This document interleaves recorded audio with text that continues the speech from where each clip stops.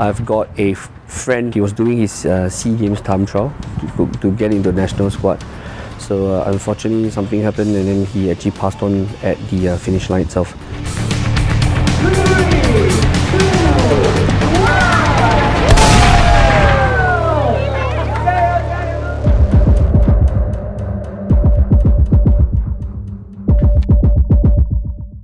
People die during marathon because of the development of a fatal abnormal rhythm. The rhythm is called ventricular fibrillation. The heart muscles, instead of pumping, quivers, and when that happens, blood does not pump out and swells the heart up.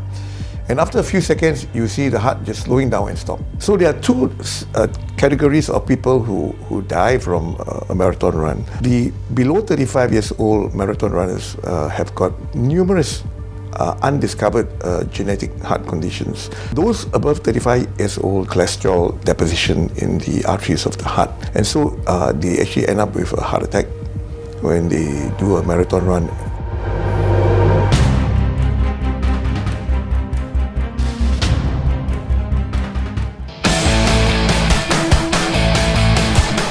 The simplest way, perhaps, is to actually go into the internet.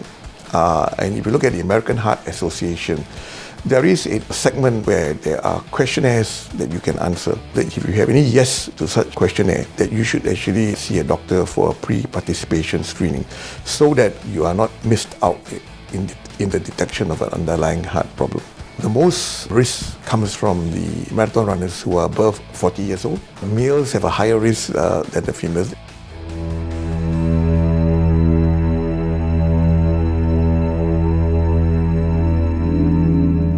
Environmental conditions will play a very important role. Anything above 27 to 28 degrees may actually already cause some discomfort to marathon runners. Humidity in the region of about 70% would be another issue. Some of the terrains will cause increased sudden death would be terrains that include a lot of elevations and gradients. Right? What is the best terrain?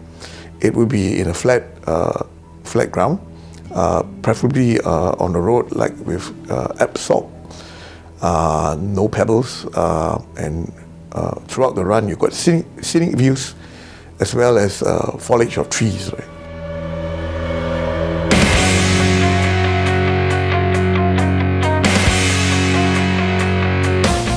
The problem with a lot of the athletes or the runners in Singapore are they actually do too much, too fast, too soon. I would honestly think that they should give themselves a few months. Preferably the best would be about 4 months out. So that's provided they actually have a running base. So from there they can actually add it in gradually. Maybe break it down into half marathons. You're only just adding maybe a mileage of 1 to 2 kilometers in between. But ultimately, like I said, it really depends on your heart rate and how you're actually feeling. But the important thing that I'm looking at is how they actually stay in the range of the heart rate.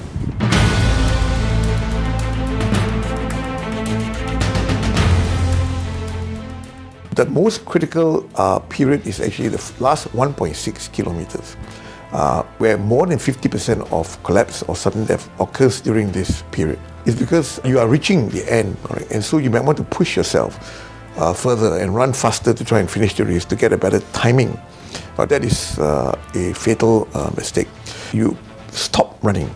Now that is again another fatal mistake. It's called Brugadier syndrome. Some people actually collapse after the run, like 1 hour or even the following day, and this is the reason why.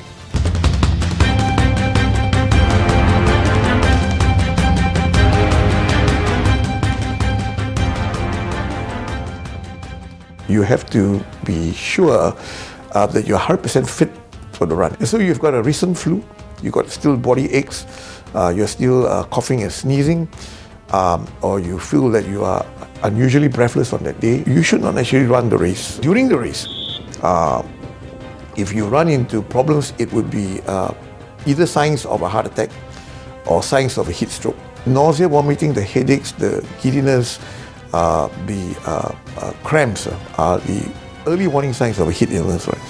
And you should stop, go into the shade and seek medical help and advice before you continue to run.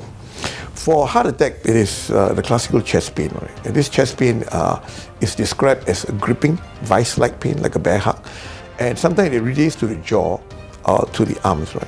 And it's continuous, right? And you will feel that it is like impending death or impending doom.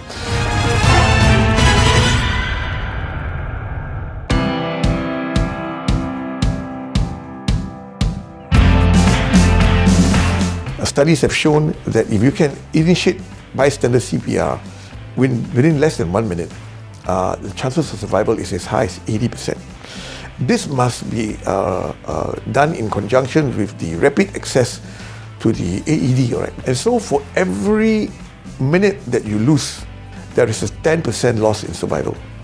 Trace the landmark, okay, with your middle finger all the way until the end of the breastbone, index finger beside, heels of the hand beside index finger, and then lean forward. Okay, elbows lock and push downwards 30 times. 1 and 2 and 3 and 4 and 5. The CPR is only going to buy time. It cannot revert or reverse the ventricular fibrillation. You need to deliver a shock, a direct current shock, to stop the heart, and then the heart will readjust itself and then will start to pump again.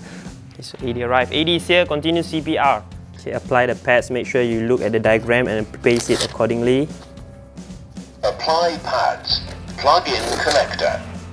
Analyzing heart rhythm. Do not touch the patient. Alright, stay clear. Shock advised. Charging. Alright, stay clear. Deliver shock now. Press the orange button now. And make sure no one touch the casualty. Stay clear. Shock delivered. If needed, start CPR. Alright, start CPR. 1 and 2 and 3 and 4 and 5 and 1 and 2. And spectators who attend such marathon runs should also learn to do CPR.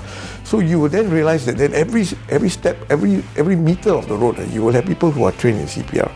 And that is tremendously advantageous, right? And you might save lives because they do that. So he passed away at the finish line, and that was my turning point. I felt that something could have been done if actually people like ourselves who are actually taught in CPR or first aid or taught coach properly were there on site. So from then on, it was my turning point. I actually left the military. I broke my contract, came out, and then to go into coaching triathlon, and went into it full time, and I've never turned back ever since.